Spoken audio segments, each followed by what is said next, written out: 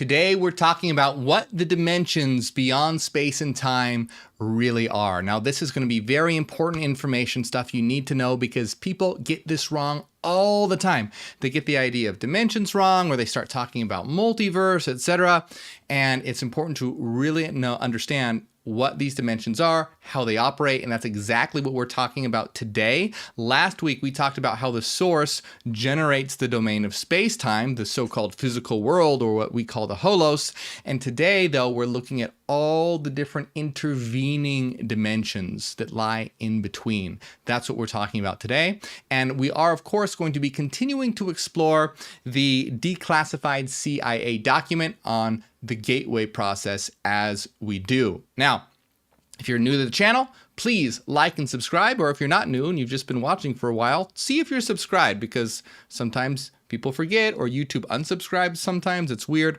Also, a reminder, there's a lot of scams in the comments, people pretending to be me, telling you to join a WhatsApp or Telegram or whatever. Please don't fall for that. I don't have any of those. I'm never going to tell you to join any of those things or like that. So watch out. There's a lot of scams. Also, be on the lookout. There's a lot of groups and people out there spreading disinformation and lies about us. It's a bunch of bullshit. So keep an eye out. Look out for that stuff. All right. Let's begin. This is going to be really good. Let me bring this up. Last time, like I said, let me bring it up so that everyone can see on screen if you're watching video. There we go. All right, so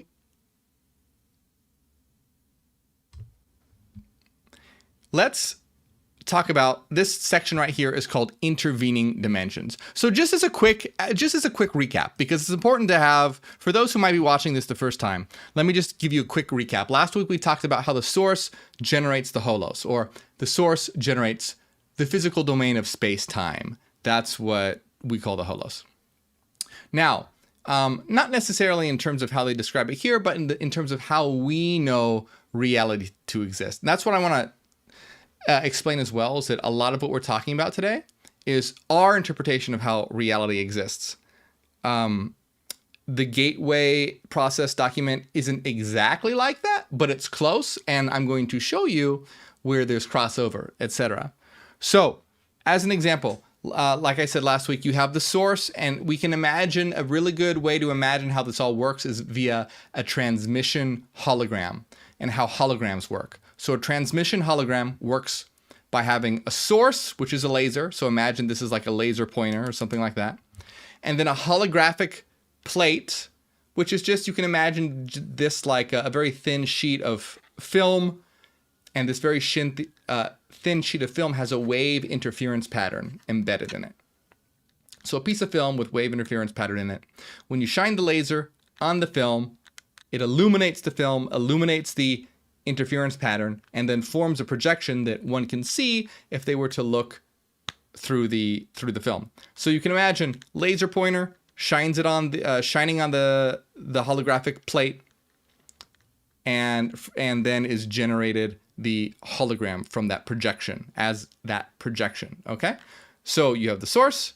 This, the holographic plate that contains the information for generating the space-time domain of the holos, is a frequency domain, and then the holos is the space-time domain, the physical domain that we all interact in. Now, of course, it's not actually physical, it's all mental. This is all happening internally. This is all an internal mental hologram, mathematically structured, okay? So this is how we understand reality to exist. That's where we left off last time. But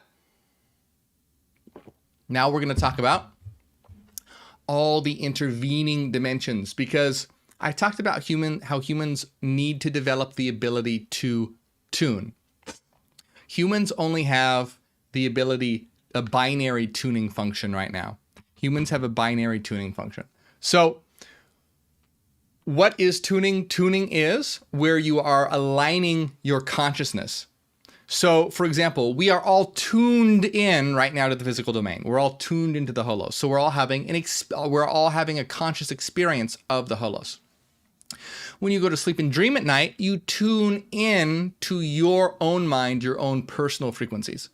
So you're no longer consciously experiencing the outer world. You're not tuned into it anymore.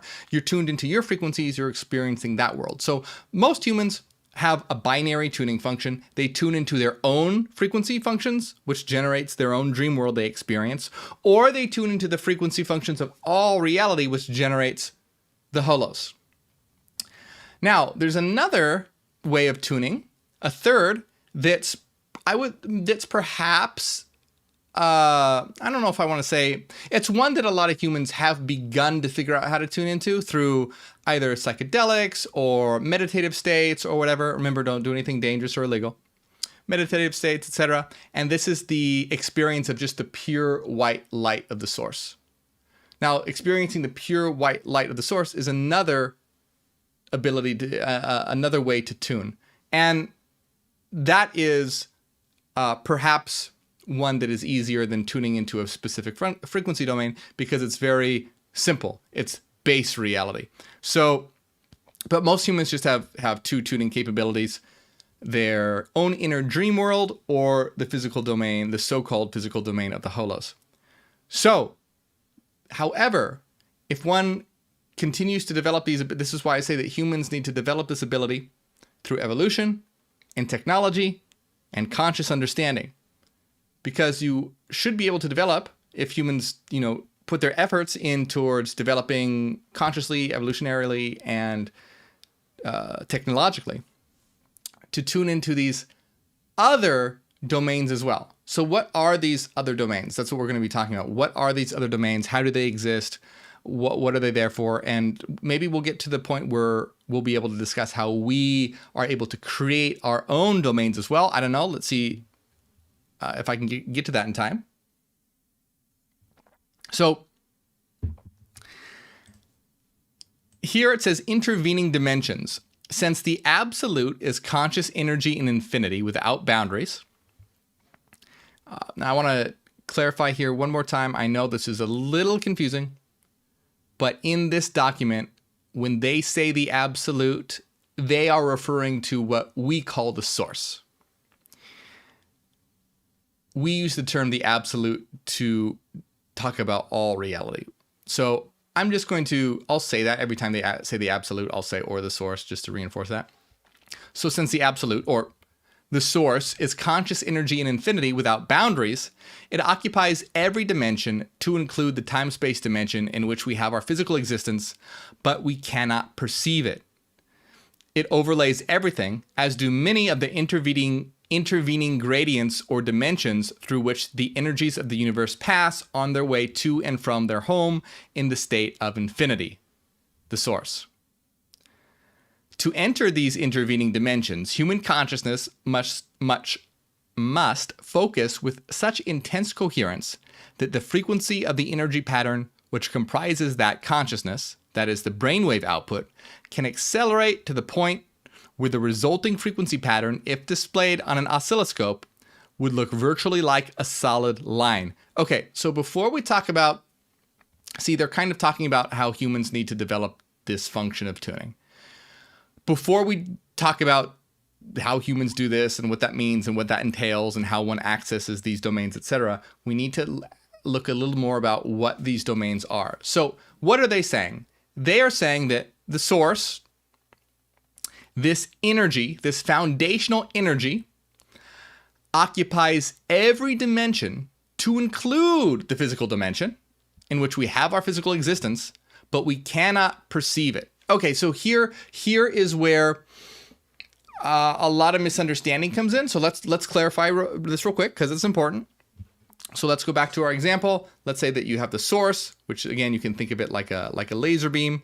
Then you have the frequency domain, which is like the holographic plate or the piece of holographic film that has the information or wave interference pattern imprinted on it, or in it. And then when the source illuminates the holographic plate, the hologram is generated.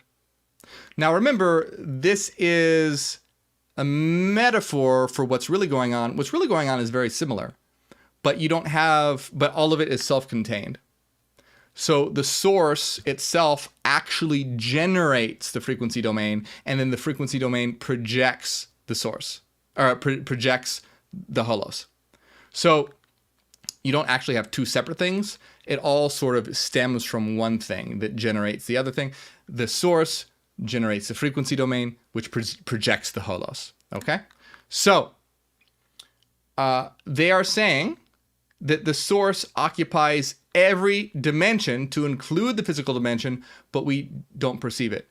Okay, so here's a part where it gets kind of, sometimes it can get confusing, but hopefully this helps. A lot of the times we will say, the source does not exist in the physical domain. The source exists outside the physical domain. Well, what does that mean? Well, if you look at our example, if you have the source that is illuminating the, if you have the source and the frequency domain, and then the projection of that frequency domain, which is the holos or the physical domain, well, where's the source? It's outside of it. Now remember, this is an analogy. It's not, it doesn't have a literal location. But logically, it exists logically outside of it, not in a literal spatial sense, but in a logical sense, in having to do with information. So the source exists outside of the hologram because the laser, is the laser pointer actually inside of the hologram? No, it's not. But then it says, but it occupies every dimension to include the physical dimension in which we have our physical existence, but we cannot perceive it. So what does that mean? Well, what this just means is that the source, the laser, is responsible for the hologram. If you were to shut off the laser pointer, the hologram's no longer going to be illuminated and you wouldn't be able to perceive it. So the light that is responsible as the material stems from the source and makes up the holos. So you can imagine, if you were to imagine, if you were to get a little more sci-fi about it, if you imagine like a hologram floating over here, right? Well, the hologram would be what? It would be composed of light. That hologram would be light.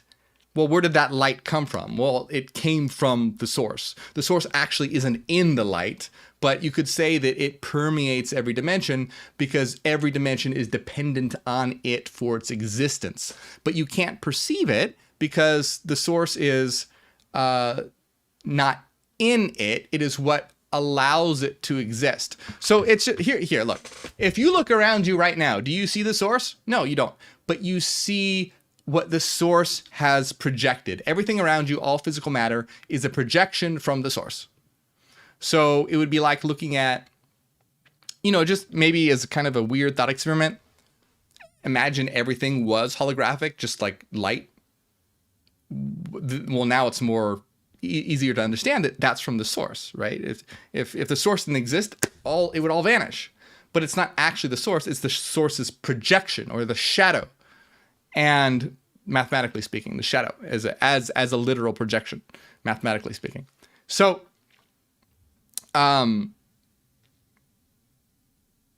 you can understand that even though the source is not within this space-time configuration, everything depends on it for its existence. And if you imagine if everything were light, I think that's easier to understand. But here's the thing, everything is light, just slowed. As David Bohm said, light contains the information about the entirety of the universe. Matter is just frozen light. Matter is light that has been at speeds lesser than light speed. So in other words, matter is just transformed light. So really, you do exist in the realm of light, but the source of it is not in it. Okay, so hopefully that makes sense. I just want to take a little time to clarify that because look, this is not a system of mysticism. We are a system of reason that places great importance on intuition. See, mysticism is just all about intuition, not guided by reason. Our system is about intuition, guided by reason. Both are important. And so you can have this you hear a lot of mystical things. Sometimes it's like, oh, the source is everywhere but nowhere. And you see it all the time, but it cannot be perceived. Or very, mystical, esoteric sounding things, which sound nice. But if we want to have clear, lucid, true understandings about existence, if we really want to take the spiritual and metaphysical out of the realm of woo-woo and all that stuff and really create a new world based on a true understanding of how it actually exists, we want to have clear, defined understanding of it. And so if we're going to say that, oh, it's everywhere but nowhere or something like that, we have to know exactly why. Well, it's because it exists outside of it, because it's logically not within it, but it's everywhere, so to speak, because it's all its projection and is dependent upon it. So that's important. And I think this is a really good example to understand how our system is different than all these mystical systems. A lot of people come in and they think this is a mystical system or New Age or Eastern philosophy or whatever. No. That's all about intuition, and they don't have the guiding function of reason. So you get a lot of very vague and hazy ideas, a lot of contradictions, a lot of, there's some good ideas in it, but a lot of things are wrong or just start to go into crazy territory. Our system puts incredible importance on intuition, guided by reason, must be guided by reason. And I think this is a good example of why and how our system differs. We have to be rigorous about our definitions and our understanding about things. So let's see.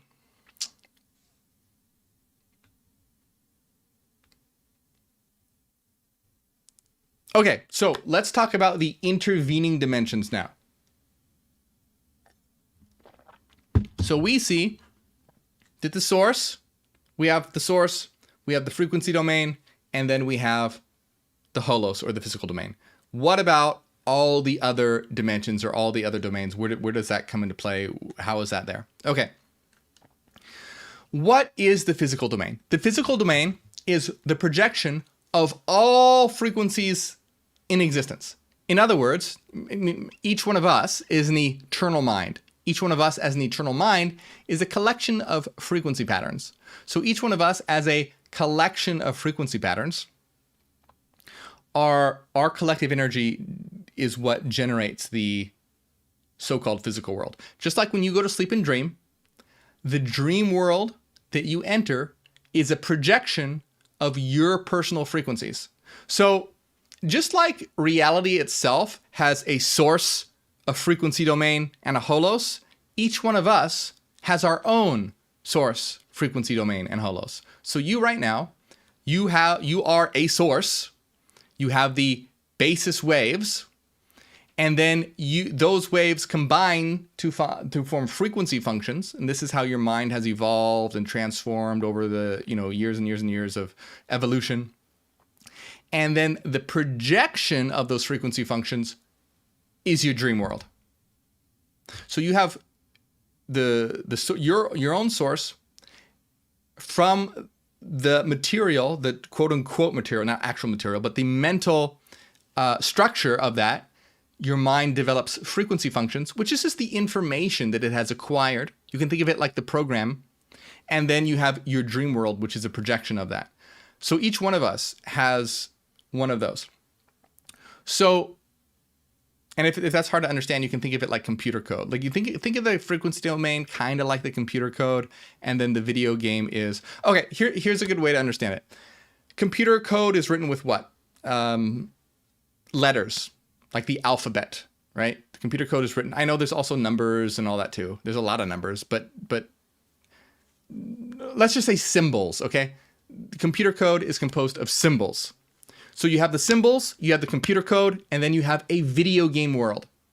The symbols, that's like the source, because you take those basic symbols, combine them in a certain way to form the code, and then the code results in the video game world. So you have the symbols, which is the basic building blocks. You have the code, which is the building blocks formed in a certain way, and then you have the video game world. Same thing, you have the source waves, which give rise to frequency functions, which their projection is the physical domain, or a domain that's experienced spatially and temporally. So you have that, we have that. Every time we go to sleep and dream, we're experiencing our own personal source, frequency domain, and holos. So the frequency domain and the holos is the collection of all our frequencies together and its projection.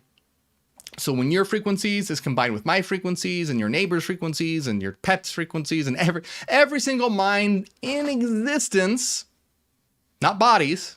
I was being funny with the pet thing. Not bodies, but minds, right? Minds. I mean, the mind associated with your pet is still playing a part. I'm just not saying the literal physical being. All the minds in existence are all composed of frequencies. And when you take all those frequencies and view their projection, it's the physical universe.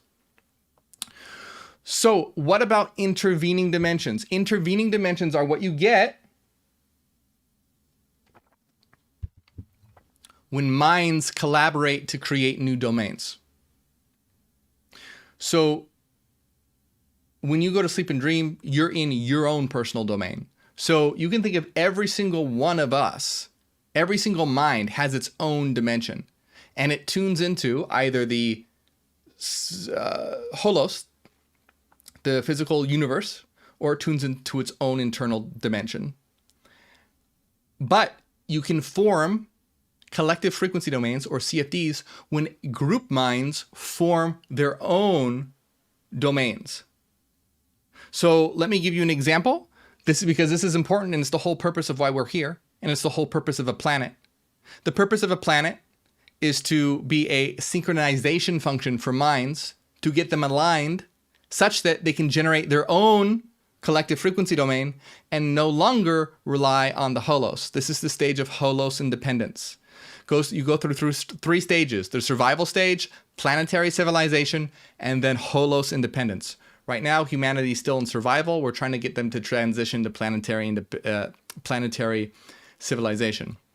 And then you get to holos independence. Holos independence is when we as minds living together in a finite environment, learning to work together, understand, growing together in technology and evolution and understanding and synchronization, become so aligned, so advanced, that we are able to develop this ability to tune collectively such that we can tune into a domain that is constituted by our personal frequencies together. So you take the collective of the minds of a certain group mind, you take the collection of those minds, all those minds then tune into the collective frequency domain, or CFD, associated with those frequencies, and then those minds are able now to construct a new domain and no longer require avatars on the physical world. Think about it a little like this. When you go to sleep and dream at night, that's your personal dream. Imagine that you're able to have a dream with 100 of your friends. That's a lot of friends. I don't know how you got 100 friends, but congratulations, you're very popular. Anyway, imagine that you have a dream and you have a shared dream with 100 of your friends. Now, this shared dream with 100 of your friends is going to be composed of all your friends and your energy. So now, when you have a personal dream, you can just think about changing things. Now you're not going to be able to, not that much. Maybe a little, like you can probably have, but each person is going to have, roughly speaking, 1/100th of a control. Now, that's not literally true. It depends on like how evolved the mind is, et cetera, et cetera. More minds can be more controlling and whatever. To keep things simple, let's say if you have 100 friends, each one will have 1/100th of control over the dream. But imagine now that you and your 100 friends are in this shared dream that's composed of your collective frequencies. And now your collective frequencies are part of that dream. So when you work together, this is why you need to be synchronized. When you work together, because each one's going to have a certain percentage of control, you can begin to construct that dream into whatever you so will with cooperation. So imagine you and 100 of your friends work together, create this shared dream space, generate your own world there, and now you can just create your own avatars, and that's where you live now. That's your domain. You don't need the physical universe anymore. You have evolved past that and now exist within this domain. Your consciousness now resides there. And so this domain would have been generated by these 100 of your friends. Now, who's going to be able to access that domain? Well, only you guys. And because others will not have developed the ability to tune into that domain. It's going to be a very specific specific data that would be needed to tune into it. You can add, I'll get into that into another video, but because I need to go faster. So you have these minds that generate, and so this is what we're evolving to. Okay. So why did I explain all this? Humans on a planet evolve, go through all these different phases. Eventually, planet is like a seed, and it gives birth to a species that no longer requires. I mean, the species as far as an avatar, we're all eternal minds, but that come to the realization, avatars that have the capacity to be able to do this, and come to the understanding of how to do this, and they form a subnetwork mind. What is a subnetwork mind? It's just a collection of minds together that work together in such synchronicity that they can act as though they are one. You don't lose your individuality. You're still an individual, but you can also go into that where you work together very well, that you're acting as a cohesive unit. You're all going to be synchronized and in agreement with a lot of major issues, etc. So it's a one and many at the same time. There's the network aspect and the individual aspect, the network aspect and the nodal aspect. So planet, avatars evolve, a subnetwork mind forms, which is a group mind. That subnetwork mind, that group mind, now generates its own domain. And from the generation of that its own domain, it's no longer in the physical world. So what's really interesting is that when a planet develops a species that reaches the pinnacle of its evolution, it no longer requires the planet. So you can think of the planet like it is like a seed. The planet is discarded like a no longer needed husk. And a lot of people wonder, like, where's all the aliens? Where's all the aliens? Well, when you get to the pinnacle of your evolution, you're no longer in this domain. Where are all the aliens? They're in the domains that they have created now.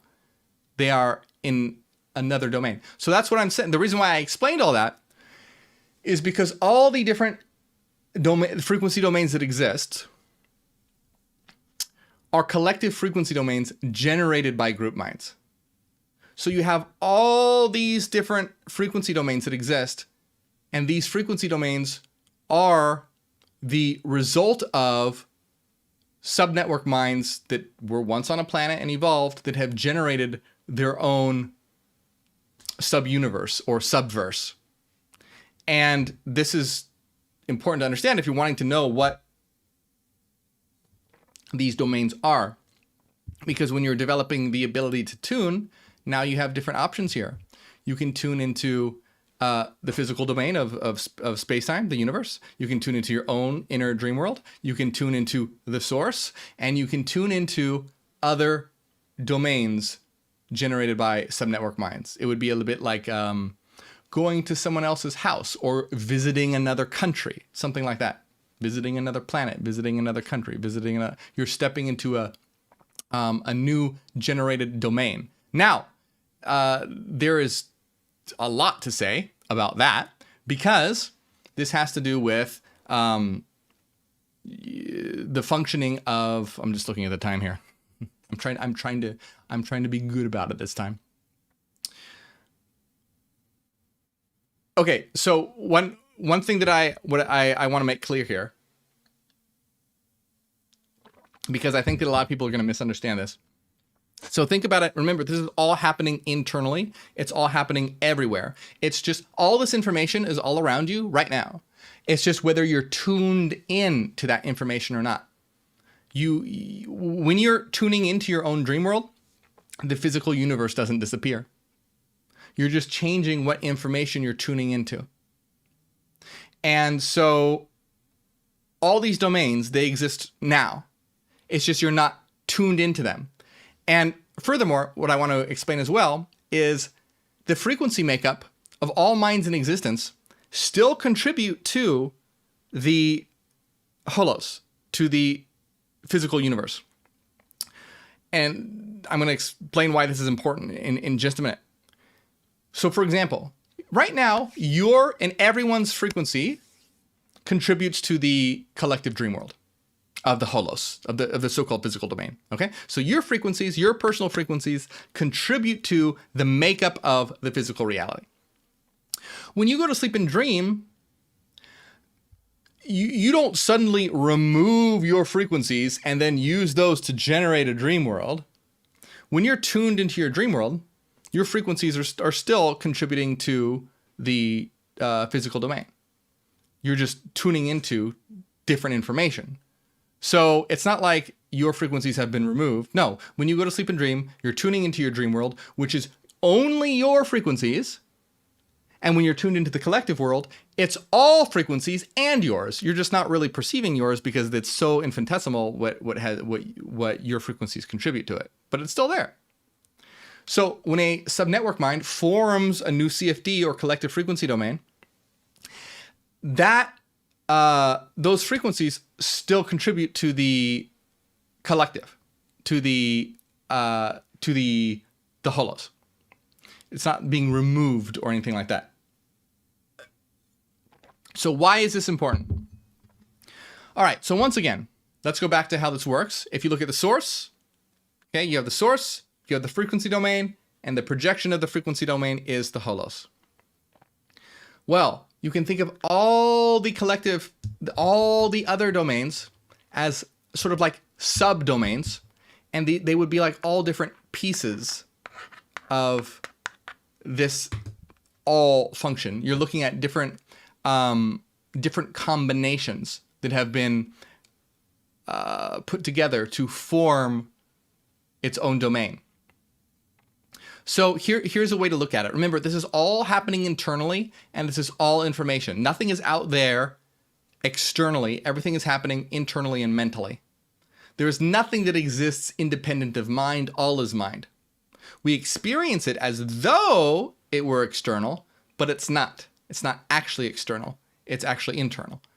So, just like, and what does that mean? Good way to think about it again is a dream. When you go to sleep and dream, it's not actually external. It's internal, but you're experiencing it as though it were external.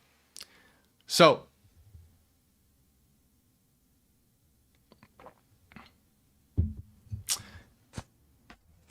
the point is, when you have the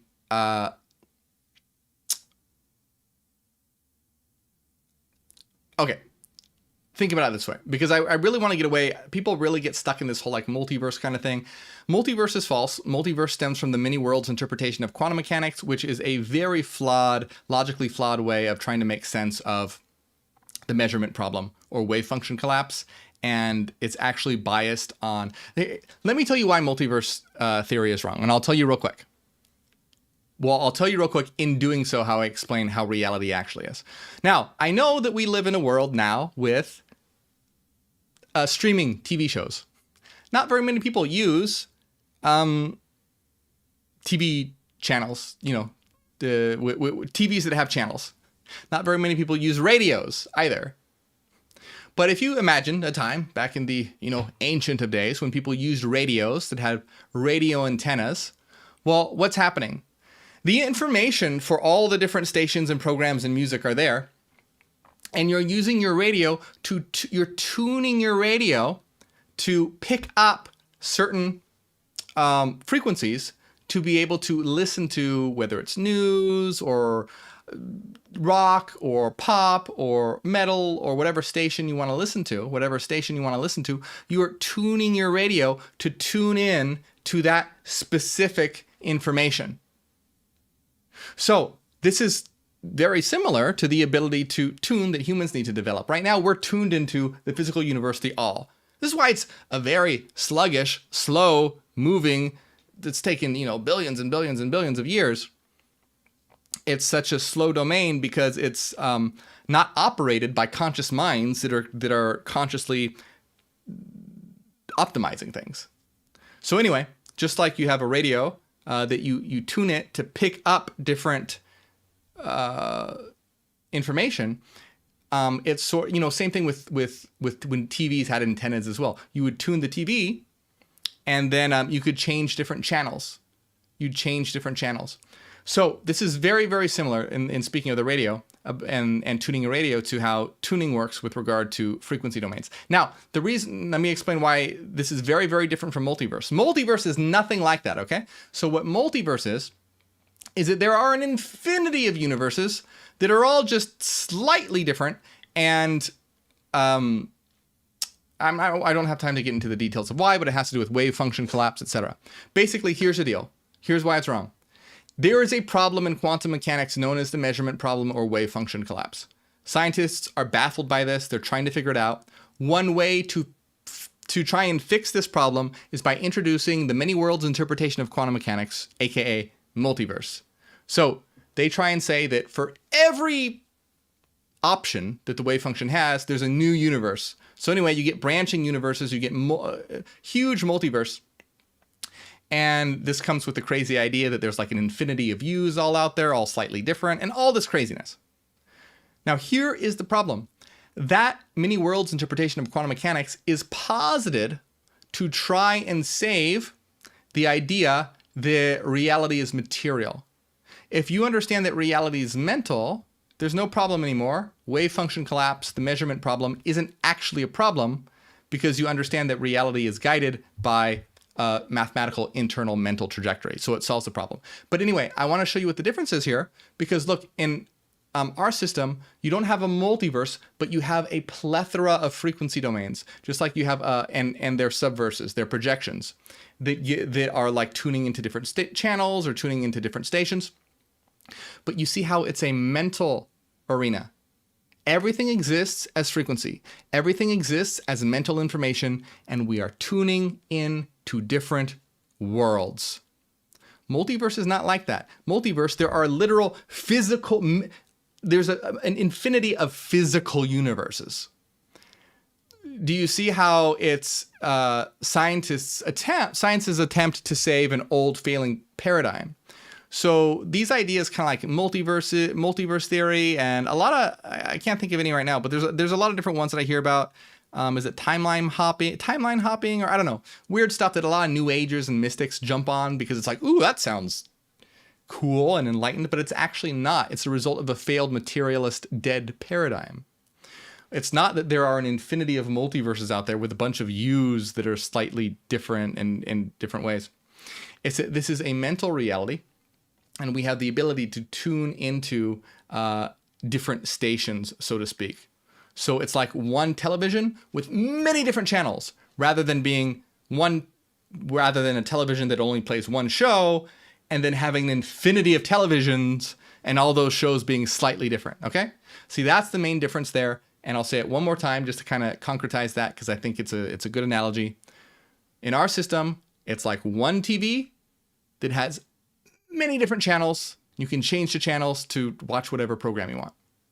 Multiverse is like having one TV that can only play one show, but you have an infinity of TVs where all those shows are slightly different. Okay, so that's the difference right there. And one of them is based on an old, failing, outdated paradigm, and our system is based on the understanding that reality is mind, reality is information. We are evolving, growing, and transforming.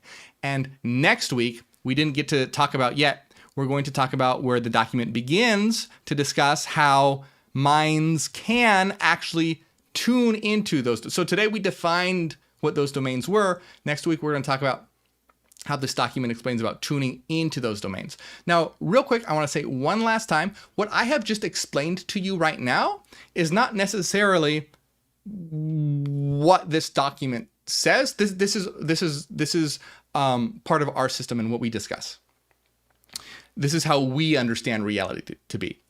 And when I read this document, I'm showing you how a lot of it, how there's a lot of crossover and similarity. But I just want to make it clear, the stuff that I just explained, you're not going to find all that in this document, but you will find things that corroborate that, like, that reality is a hologram, the source projects itself as conscious, that we can pick up with and tune into different domains, and there's intervening domains between the source and the physical domain, etc. So I just want to make that clear so that some people think,